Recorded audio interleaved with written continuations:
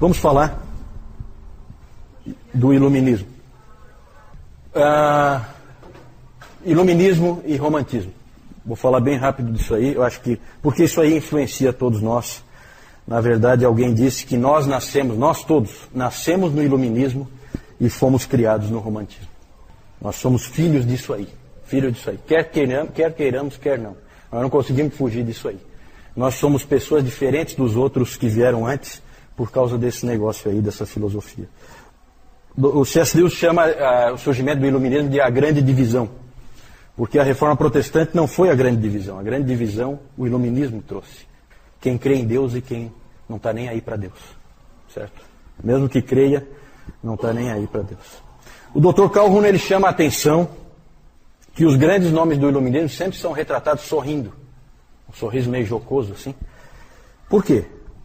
Porque eles creem que eles e outros como eles finalmente poderão responder a todas as perguntas da humanidade usando somente a razão.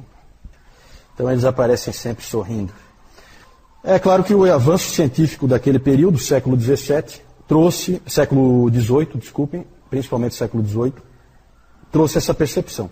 É o período de muitos cientistas de destaque, como o Isaac Newton, né, um cientista fundamental para a humanidade.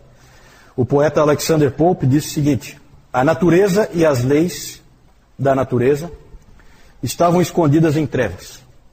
E Deus disse: haja Newton, e tudo tornou-se luz. Não sei se é uma referência ao irmão ali, eu acho que não. Deve ser o Isaac Newton, né? Deve ser o Isaac Newton. Mas eu cheguei a considerar a possibilidade. Não, para marcar um pontinho, né? Marcar um pontinho. Gente, a influência do iluminismo é o racionalismo de Descartes, né? Descartes, francês, e o empirismo de John Locke. Na verdade, parecem coisas contraditórias essas duas linhas filosóficas. O racionalismo ele é do continente e o empirismo é das Ilhas Britânicas, certo? O Descartes, ele é bem conhecido, né? Ele tem aquela famosa frase, quem é que sabe a famosa frase do cogito ergo sum? Como é que é em português? Penso, logo existo. Né? Porque o racionalismo do Descartes, a ideia dele foi a seguinte: será que ele podia partir da mente dele e aí conceber todas as coisas partindo da sua própria mente e aí construindo racionalmente todas as ideias que existem? Foi isso que ele fez, partir da própria mente dele. Né? Penso, logo existo, e daí eu parto. E o empirismo parece o contrário, né? Porque o empirismo é assim, ele começa do que existe. Eu aprendo com o que existe. A minha mente recebe aquilo que ela vê, aquilo que ela experimenta. Certo? Parecem contraditórios, mas chegam no mesmo lugar. O que falta aí nesses modelos filosóficos? Né? Todos eles trabalham o conhecimento. Mas o que falta? Deus. O homem, tanto faz racionalismo ou empirismo, é o homem que conhece por seus próprios meios, não precisando de nenhuma ajuda externa. Então Deus está jogado na lata do lixo aí nesses modelos. São abordagens diferentes, mas chegam ao mesmo ponto. Do iluminismo surgiu uma nova forma de religião a que se dá o nome de deísmo. Era uma religião racional. Certo? Deus criou todas as coisas e foi embora. É o grande arquiteto do universo. Certo? É o relojoeiro que deu corda no relógio e foi embora. E agora o homem é senhor da criação e é ele que vive, não existe relacionamento com esse Deus. Isso é o deísmo. Os expoentes aí do iluminismo são Voltaire, Diderot, Thomas Jefferson, dos Estados Unidos, né? O Isaac Newton, numa linha mais científica, né? Antes eu coloquei ali o Isaac Newton, ele sempre se disse cristão, só que ele recusou a administração da extrema-unção, ele recusou, o que foi estranho, e há hoje pesquisas mostrando que ele, na verdade, era um herege disfarçado. Ele acreditava em várias doutrinas heréticas. Então tome um pouco de cuidado quando você sai afirmando que Newton, o grande Isaac Newton era cristão e tal, né? Cristão, mais ou menos. Né? Cuidado, não força demais, né? Porque alguns indícios mostram que ele tudo isso possível, tá? Pode ser que ele tenha feito parte dos Rosa Cruzes também, né? Mas ele realmente, ele era inclusive um teólogo, ele escreveu um comentário do livro de Daniel, ele lia a Bíblia, certo? Mas não sei se era um cristão nascido de novo. Não vou entrar em detalhes aí. Junto com o iluminismo, veio um irmão rebelde, o romantismo. O romantismo, ele começou, se acha, né, que começou quando Jean-Jacques Rousseau, ele estava numa ilha, diante de um lago, e de repente ele sentiu que ele era um com a natureza. Alguém disse que o romantismo é sinto, logo existo. Certo? É um contraponto, é o sentimento, né?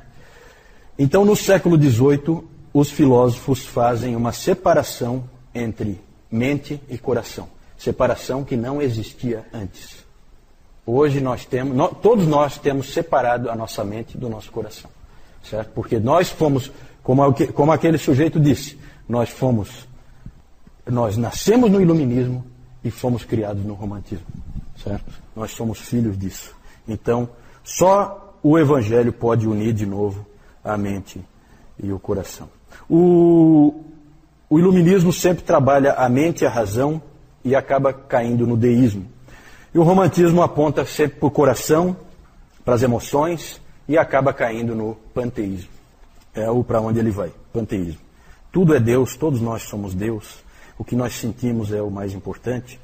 Para o romantismo, o grande intérprete do mundo não é o teólogo nem o filósofo. O grande intérprete do mundo é o artista. O artista que faz você sentir. Quando você sente, você entende a verdade. Certo? Por isso que nós hoje somos tão influenciados pelos artistas. Os artistas dizem o que nós vestimos, algum estilista homossexual diz o que nós vestimos, os atores de Hollywood e da Globo dizem como que nós vamos nos comportar, como que nós vamos viver. As opiniões deles são importantíssimas. Nós somos controlados pelo romantismo. E no iluminismo, nós ignoramos Deus diante dos problemas. Qual foi a última vez em que houve um problema lá na sua empresa e as pessoas se uniram para orar porque o problema tinha aparecido? Nunca. Certo? Nunca.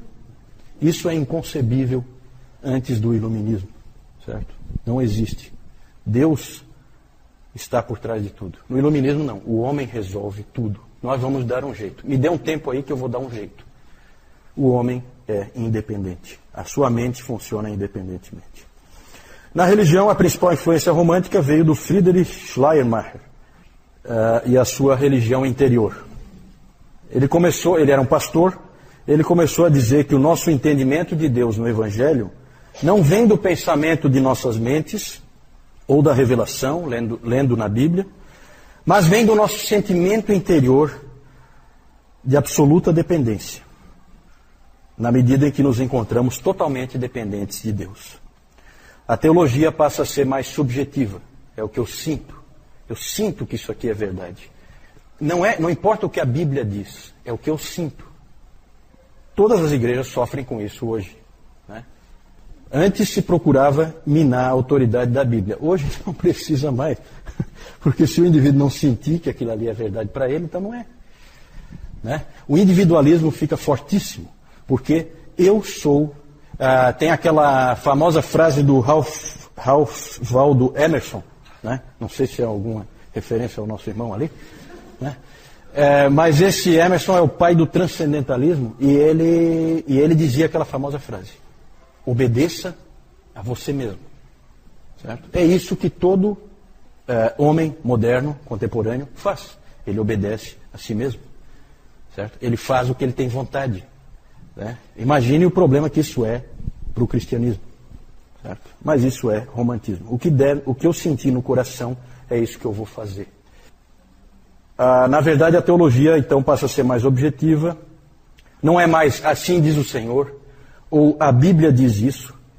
Passou a ser mais do tipo, eu penso, eu sinto, eu creio. Então, esse é o tipo de homem com o qual nós temos que lidar, tanto nos outros como em nós mesmos. Né? Homem que não pensa em Deus num primeiro momento, pensa sempre em resolver o problema ele mesmo, confia muito na sua capacidade e na capacidade dos outros, e faz o que quer, faz o que sente, e vive como sente que deve viver. Né? Esse é o homem moderno. Não foi sempre assim. Os homens que viveram antes dessas filosofias aí eram homens e mulheres diferentes. Né? Hoje em dia a gente vê a dificuldade que é para você ter as igrejas seguindo a palavra de Deus. Né? Por quê? Porque é racional. Né? É racional. O que diz ali é para você fazer. Ah, não, mas eu sinto assim, eu sinto assado. Né? Quantas vezes o Nilton tem que vir aqui falar de questões do casal, do marido ter que assumir a liderança da família, numa família puritana? Isso é garantido, eles não são iluministas, e nem românticos. Né? A mulher ser submissa numa família puritana, está garantido, não são iluministas, não são românticos. Certo? É outro tipo de pessoa. Isso vai acontecer naturalmente. Hoje é difícil. Hoje você pega um livro cristão que fala, por exemplo, sobre o casamento, e aí vem ali dicas de como que o casal deve se relacionar. E aí você vai ver, maridos, elogiem sempre as suas esposas, nunca critiquem. Como diz a Bíblia, né? Né? Recomendações assim esquisitas que vêm da psicologia, nunca vieram desse livro, né? Mas que são assim estranhas, mas na verdade falam assim, olha, é assim que você lida com a sua esposa, que é iluminista e romântica. De outra maneira você vai ter um problema muito sério. Essa é a palavra que está passada ali. Então mudou tudo. Mudou a teologia, mudou a maneira de pensar, mudou a igreja. Por isso que a gente tem que falar um pouco de iluminismo e romantismo, porque nós somos pessoas comuns, mas as filosofias em voga nos afetam e nos afetam muito, e a gente nem percebe, porque a gente já nasce dentro dela. Né? Então a gente não tem como saber. Tá legal, gente? Vamos parar por aqui. Pode passar aí só para eu mostrar as figuras, para não ficar essa parte aí. Vamos ver se eu lembro quem são esses aí. Ó. Sempre sorrindo, né?